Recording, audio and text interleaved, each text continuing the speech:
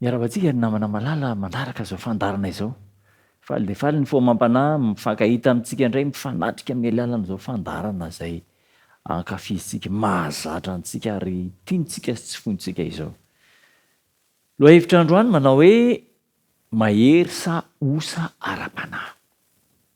Zao ny ambaran'ny tenin'Andriamanitra amin'ny Korinthiana faharoa toko fahafito andininy voalohany. Korinthiana faharoa toko fahafito andininy voalohany manao hoe koa raha manana ireo teny fikasana ireo isika ary malala dia aoka anadino ny tenantsika ho afaka amin'ny fahalotoana rehetra, na amin'ny nofo na amin'ny fanahy, ka tanteraka ny fahamasinana amin'ny fahatahorana an'Andriamanitra. Manadino ny foamam-panahy, manadino ny tena manontolo, afaka tamin'ny fahatoran'ny fahotana, ka tanteraka ao amin'ny fahamasinana amin'ny alalan'ny fahatahorana an'Andriamanitra. Mananatra ny kristianina rehetra mihitsy ny soratra masina, mananatra n'ireo mpanaradian'ny Kristy ny soratra masina, indrindra fa ireo izay milaza azy fa mitandrina ny lalàn'Andriamanitra mba hampifanaraka ny fiainan'izy ireo amin'ny sitrapon'Andriamanitra. Hatonga an'izy ireo amin'ny fahamasinana isan'andro. Soratra masina manambara manao hoe raha tsy manam-pahamasinana tsy afaka hitan'Andriamanitra. Izany hoe ny fahamasinana zany dia tsy ambarately fanalahidy ahafahana mahita an'Andriamanitra.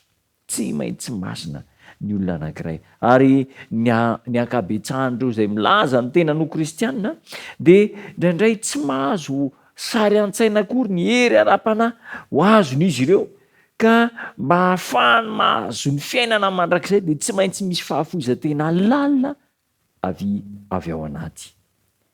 Ireo vahoaka betsaka izay milaza ny tena no kristianina dia mianina amin'ny atao hoe toe-panahy, sozany mahi ara-panahy, satria tsy alalinina, tsy iainana ny foto-kevitra marina ara-tsoratra masina.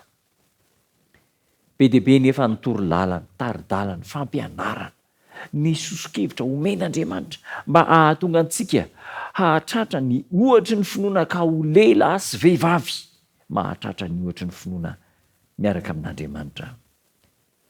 Tsy misy olona ambany loatra eto amin'ity fiainana ity ka eritreretina hoe mora ho voafitaka ny ratsy fanahy ka tsy hahazo fanampiana sy fampahirezana avy amin'i Jesosy Kristy.